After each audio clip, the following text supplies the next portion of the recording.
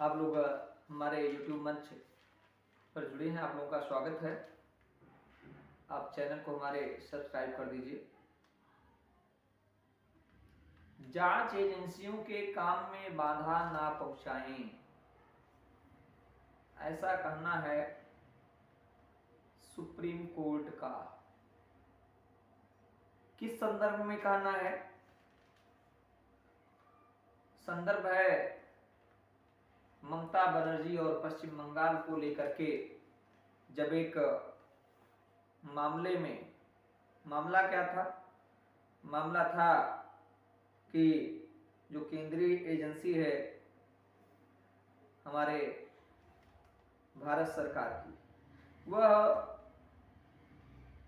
ममता की जो सरकार है, ममता की सरकार में एक जांच के तहत पहुंची थी और कुछ फाइलों वगैरह को तलाश रही थी कि इस बीच में ममता और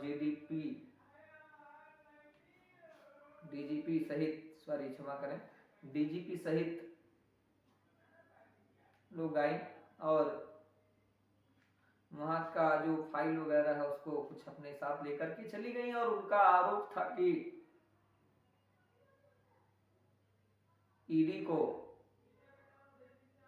चुनाव के समय राज्यों पर इस प्रकार के छापे नहीं करने चाहिए। वह इस मुद्दे को लेकर के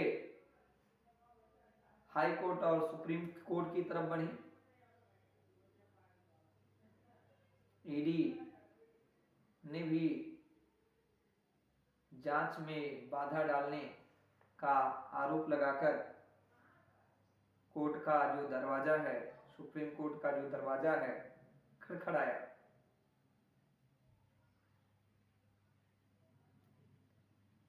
कोर्ट में सुनवाई हुई। सुनवाई में कोर्ट ने कहा कि देश में कानून के शासन का पालन करने और प्रत्येक अंग को स्वतंत्र रूप से काम करने देने के जो जांच है उसका होना बहुत जरूरी है, जिससे अपराधियों को किसी खास राज्य की एजेंसियों की आड़ में सुरक्षा ना मिल सके।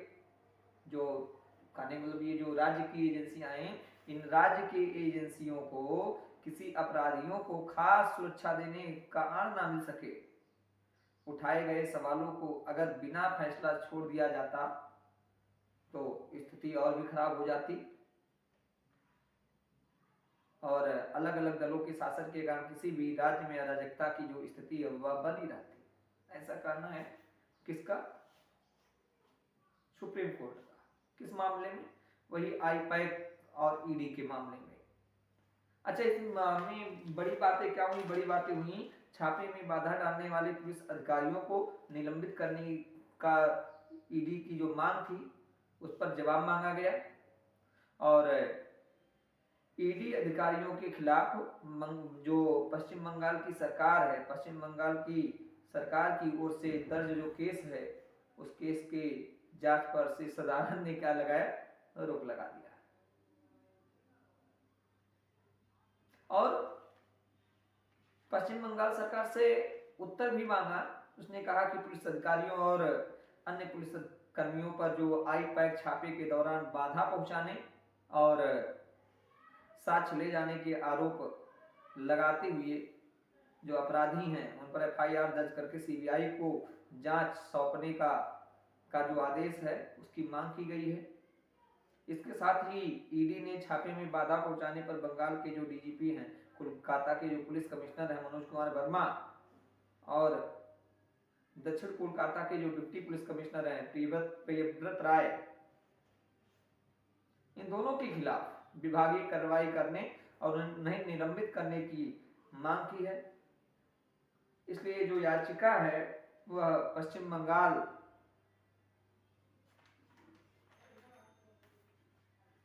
के मुख्य सचिव कार्मिक और प्रशिक्षण जो विभाग है, गृह मंत्रालय को पक्षकार मानकर बनाया गया था। तो फिर बात वहीं बार आकर के रह जाती है कि क्या जो ममता दीदी हैं अब इसके आगे में क्या करेंगी, क्योंकि कोर्ट ने तो स्पष्ट कह दिया है कि यह सच है, किसी भी केंद्रीय एजेंसियों को किसी भी पार्टी के चुनावी कामकाज में दखल देने की शक्ति नहीं है।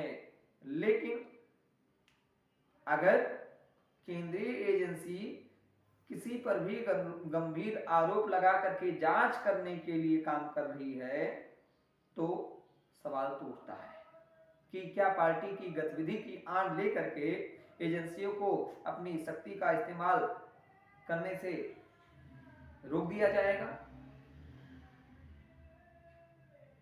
ऐसा कहना है सुप्रीम कोर्ट का, और सुप्रीम कोर्ट ने क्या किया, उसने कहा कि जो जांच एजेंसियां हैं उन एजेंसियों के काम में बाधा ना पहुंचाए ममता दीदी। अब आगे जो जवाब मांगा गया है इस पर ममता सरकार की, पश्चिम बंगाल की जो सरकार है उसका क्या उत्तर दिया जाता है सुप्रीम कोर्ट में, मेरी जो निगाह है वह इस पर बनी रहेगी इस खबर पर। बहुत बहुत धन्यवाद, बहुत बहुत धन्यवाद, बहुत बहुत धन्यवाद।